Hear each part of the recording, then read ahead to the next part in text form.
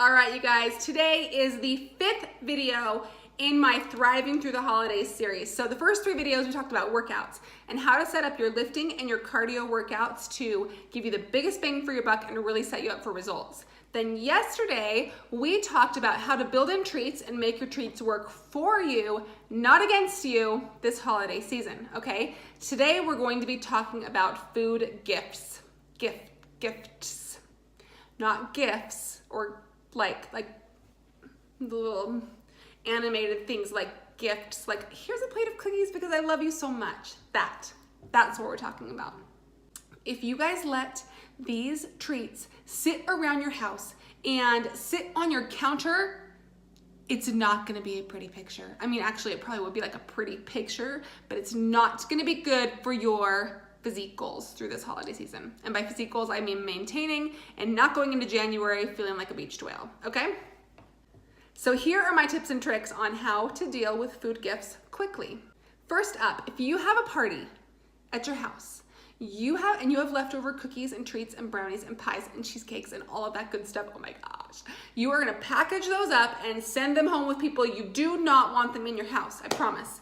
You can splurge and have those treats during the party when you're surrounded by family, but what happens when the family goes home and the pie is still there in your fridge and it's just calling your name? It's like, Trainer Lindsey, I know how much you love chocolate and I'm just sitting here, please eat me. That has happened to me before.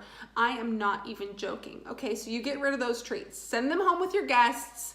Or if they're like, no, it's fine. I really loved it, but it's fine. Next option, put them on a nice pretty plate, take them to neighbors, and boom, you just gave away some Christmas presents as well. Check that off your list. Okay, what about when you've planned your macros so good for the day, you're like, sweet, I have no parties today, I'm gonna have a super on track, healthy eating day.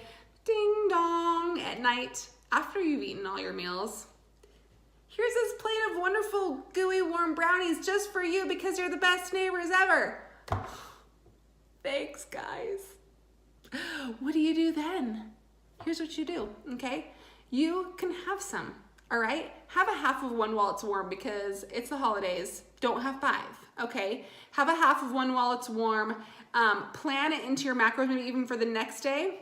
Have your family eat some, okay? Then what you do if there's still some left over is you freeze them. You freeze them and you take them and you wrap them in saran wrap, cellophane, what do we call it now? Plastic wrap, over and over and over and over again. And then wrap it in foil and then you put it in the bottom of the freezer. Why so many wrappings? Because I promise when you're tempted and you're feeling weak inside, it's very easy to open up one layer of foil and eat a frozen brownie because guess what? Frozen brownies don't really get that hard in the freezer, unfortunately. I know this from experience.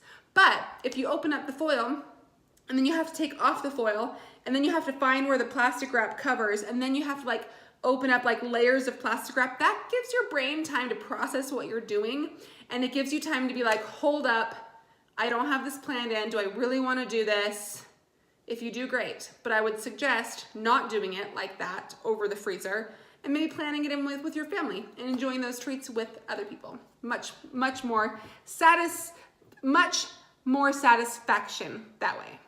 Another idea is you can always just re-gift the treat. Make sure you don't give it to someone though that the person probably also gave that same treat to. So if you have a neighbor and they gave you a treat, maybe don't just take that treat over to another neighbor because they might figure you out.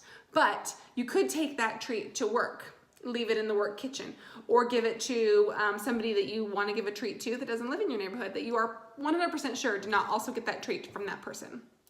And the last thing I might get a little bit of hate on this one, but you can always just throw it away. You really can.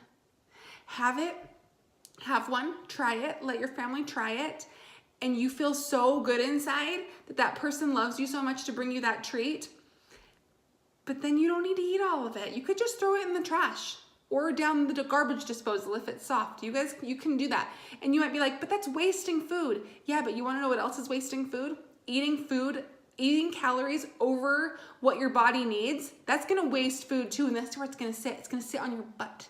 It's gonna sit on your butt or your tummy or your lower thighs, your inner thighs. If you eat too much junk that you don't want to eat, just because, or if you eat too much junk that you don't need, just because you didn't want to waste it, okay?